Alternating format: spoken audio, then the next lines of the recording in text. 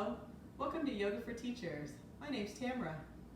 So you're probably wondering, how is Tamara going to do yoga in a dress? She's not. Today's video is focused on helping you to make your own props at home.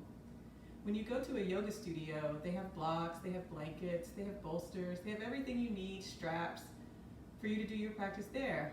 But if you're just starting a practice at home, you're probably wondering, how do I get the support I need in order to be able to do my practice the way I do at a studio?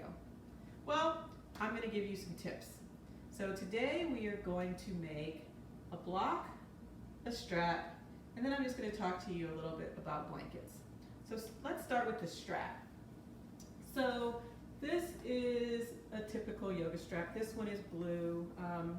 But what's great about a yoga strap is that it allows you to adjust, right, the hole so that you can slip your foot through or anything like that, right?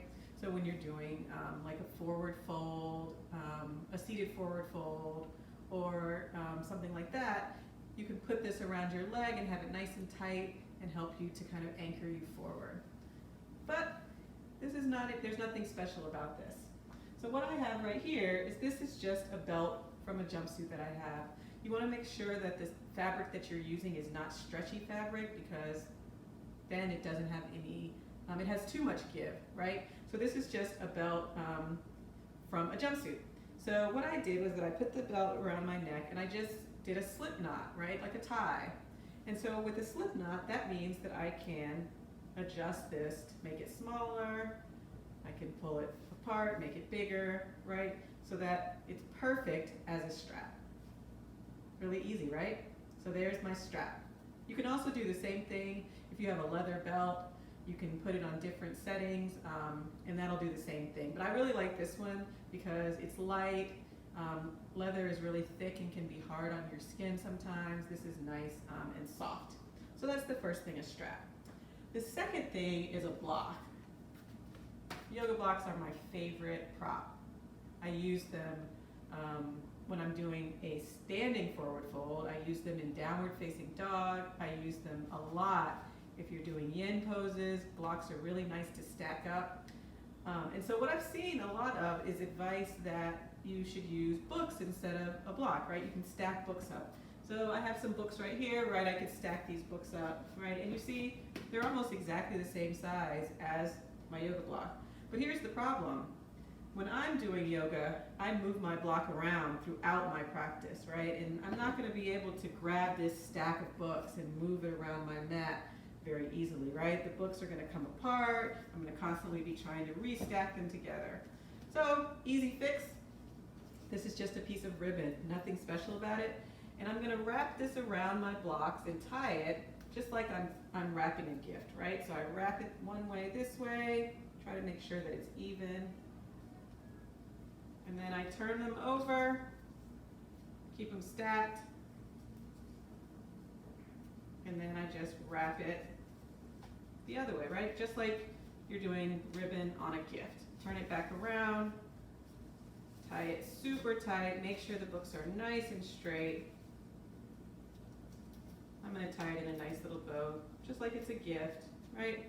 And now I can just grab this and move it anywhere I want, and I still have something nice and sturdy as a block. So that's really easy, right? Just a stack of books. Notice that the books are all pretty much the same size. They don't have to be exactly the same size because you're going to tie them together with your ribbon. But it is nice if they're close to the same size. It makes it nice and uniform. So there's your block. And the last thing I wanted to talk about was the blanket. So this is your typical blanket, at least at the studios that I go to. This is the typical blanket that you have in a yoga studio. It's thick, but it's not too thick, right? It's soft, but it's not too soft. It's big, but it's not too big, right? They're perfect. So I happen to have one, but if you don't have one, it's no big deal. This is just a blanket from IKEA, right? It's just a typical kind of little throw blanket from IKEA. And what you might find is that you have to just fold this more because it's not as thick as this blanket that I have for my normal yoga practice. It's probably about half as thick, so I would just double it up. But don't feel as though you have to order a special blanket. Now what you don't want to use is, say, like a comforter from your bed or a duvet from your bed. Those are a little too soft, right? There's too much air in those. You want something that's pretty thin but not too thin, right? It's better to err on the side of it being too thin than it being too thick, because you can always fold it over more. And blankets are great. Blankets are great for sitting up on, right? I sit up on blankets when I'm meditating. They're great in Shavasana to cover yourself. They're great in any kind of seated position where you have your legs out. You can put them under your knees to help give support to your knees so you're not trying to press your knees down into the mat. Blankets are really great. So, what have we learned? Blankets, there's nothing special about a yoga blanket, right? You can use any blanket that you have and just fold it up to meet your needs. Blocks, take a stack of books, tie them like a gift, and you have your own blocks. And then strap, take a belt, fabric belt, leather belt, it doesn't matter. Tie it like a tie, and then you have your belt. So I hope these ideas were helpful for you. If you like it, I hope that you'll use it, and I hope to see you on the mat.